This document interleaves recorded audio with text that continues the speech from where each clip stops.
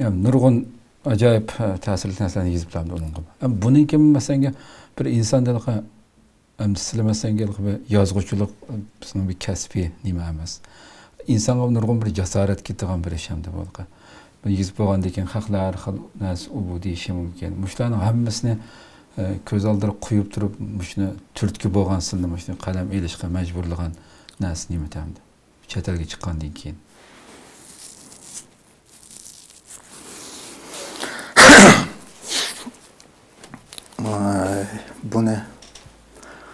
Buni mandali tushundirsak, buni sal boshdan tushuntirishga to'g'ri keldi, sal jiqroq gap qilishga to'g'ri keldi. Bu chet elga chiqqandan keyin yozish qaroriga kelgan kitob emas bu aslida. Xo'sh. Endi biz vatanda cho'ng bo'ldik. Masalan, biz shu 60-yildanki odamlar 70-yillardan boshlab o'qidik. U vaqtlarning o'zida bizniki Uyg'urcha yozig'mi yo'q, yangi yoziq degan tanqani yoziqni o'qiydik biz. Shu kitoblarni, shu xatlarni o'rganib o'qiyotgan davrimiz u bizniki madaq olimlarimiz, yozuvchi tarixchilarimiz yozgan kitoblarimiz hech yo'q ekan shu vaqtimizda hammasi. Masalan, kitobxonaga kirsak, Xitoyning kitoblari, Uyg'urcha, ammo Xitoyning kitoblari. Xo'sh. Ko'l bo'yidagi kichik qorovul, masalan. Purushqo'chaqning xatarlik sarguzashtlari, Itbosh Baymunchoqning xatarlik sarguzashtlari, Chujuxorazning xatarlik sarguzashtlari deb bir boshdan boshlasa bu. To'g'ri. Shu hammasi Xitoyning hamda bu bir narsa.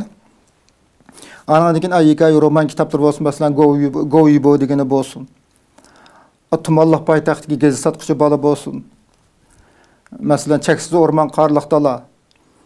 Rangarang bir gulchechak purkangan tog'lar bo'lsin, ikkalisi oxirgi ikki qismliqdan kitob. O'sha Xitoyning tarixini o'qiymiz-da.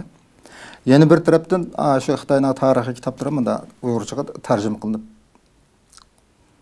chiqishga boshladi. Kitob Uyg'urcha bo'lgan bilan, masalan, shu Uyg'ur beyliklar haqida qissa, Chunchu davri haqida qissa, G'arbiy xon sulolasi haqida qissa, Sharq xon sulolasi haqida qissa, uch podshohlar haqida qissa keyingi yillarda chiqdi hamda bular. Bu tarafdan bu aloqa Subuyda romanlaridan tortib, men 10 yoshimda o'qib tugatib bo'ldim masalan. Hatto 9 yoshimda o'qib bo'ldim, tugatib bo'ldim desam bo'ladi. Xo'sh. Bu ham o'qiymiz. O'qigandan keyin shu 9-10 yosh vaqtlarimizdan tortib, o'sha Xitoyning narslarini o'qib olgandan keyin odamda bir xil o'ylanish bo'ladi ekan. Shaxsan menda shunday bir o'ylanish bo'ldi. Ondan keyin asta-asta 80-yillarning kirishi bilan chet eldan kitoblarim Uyg'urchaga tarjima qilishga boshladi. O'qisak, onda chet eldan qahramonlar chiqadi endi. Angliyanikini o'qisak, inglizninki o'lmasdan dil razvi qilishi deganga o'xshash. Rusiyanikini o'qisak, Rusdan va kaza. Shuna bilan turib, ana shu yillardan boshlab, shu 80-yillardan boshlab biz Uyg'urlarning mustaqil davlatlarimiz bo'lgan bu qiymati. Bizning bir qolgan podshohlarimiz, Xoqon podshohlarimiz o'tgan bu qiymati tarixda. Bizning botir qahramonlarimiz bo'lgan bu qiymati. Bizning mana dunyoga tunilgan olim adablarimiz bo'lgan bu qiymati deb bunda o'ylanagan bo'ldi. 80-yillarning o'ttirilaridan boshlab qaynam o'rkishi, chala tekkan o'q, Eledul qo'llari degan o'xshash Uyg'urlarning ba'zi romanlari chiqishga boshladi. Keyin Asha Mahmadning o'shmasi izlar. Oxirisida andin Abdurim O'tkirning. Uyg'ongan zaman ikki qism bu sal kerak ekan. Biz shu qaynam o'rkishi, chala tekkan o'q deganlardek shu romanlarni o'qishga boshlagandan keyin bizda bir xil dastlabdiki bir narsa shakllanishga boshladi kallamizda deb o'zimizga qarata. Bo'lmasa burun ashunda bir narsalarni o'qib, bek o'yinish ichida o'tibman. O'rta maktabniki to'liqsiz o'rta maktabning birinchi yilligida tunji qatdan Sadir Palvon qo'shiqlari, Nozugum qo'shiqlari bilan tanishdik. Biz Uyg'urlarning mo'yinda botir mashhur shaxslari, botirlar o'tgan tarixda deb o'yladigan bo'ldim men. Biz romanlarni o'qigandan keyin 80-yillarning o'ttirilaridan boshlab bu Xitoy biz Uyg'ur ekanmiz, Xitoy bizning vatanimizni besib olgan dushman ekan degan rasmiy bir hukm to'liq shakllanib bo'ldi menda shaxsan. 80-yillarning o'ttirilaridan boshlab, balkim boshlaridan boshlab. Yani shu vaqtning o'zidan boshlab menda Xitoylar mashraitda bizniki olim yozuvchilarimizga o'zimizning tarixini özümüzningki tarix turgan meşhur devletlerimizin, meşhur şahslarımızın tercümanlarını hergizim yazılı koymaydı. Ama bizden chet elde, mesela Kazakstan'da, Türkiye'de en az bir 2 milyon Uygurlarımız var. Bunların arasında mınlıgan ziyalılarımız, yazgıçılarımız var bu çapka. Özümüzden maynak tarihlerini, meşhur şahslarımızın tarihlerini ayrım neçe kitap koyup yazıp oldu deyip öz-özümge teselli berdigan boldu. Hoş. Şu vakitler.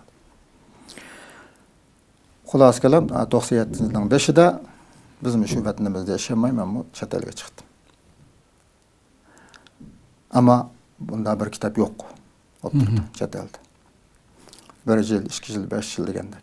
Hiç yok ekan. Doğru.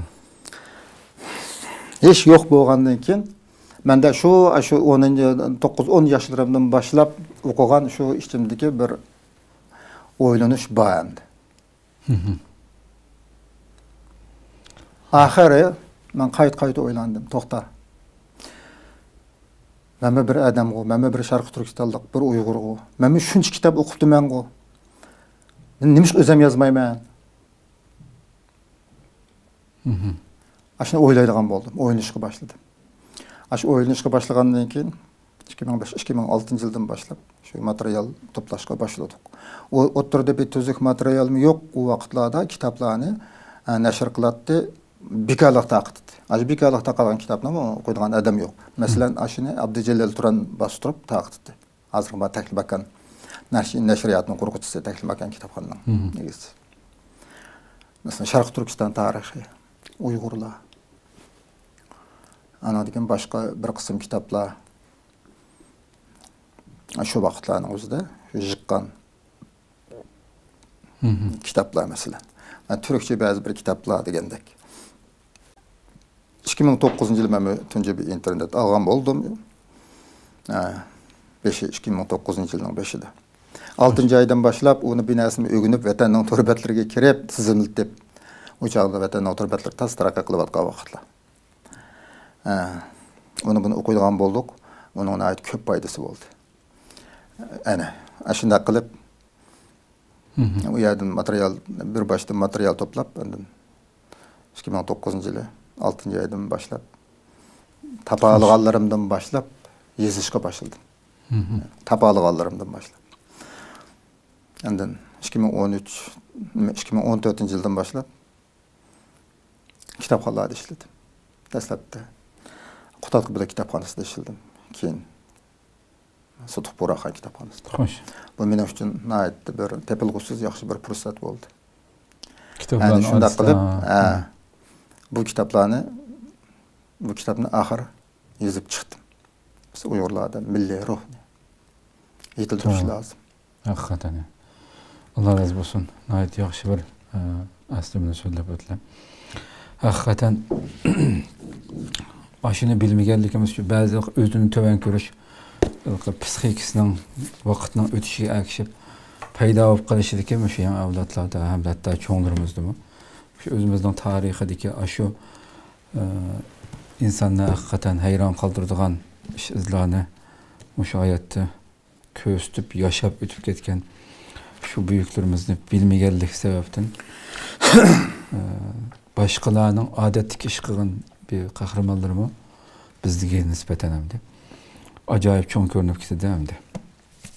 Allah razı olsun.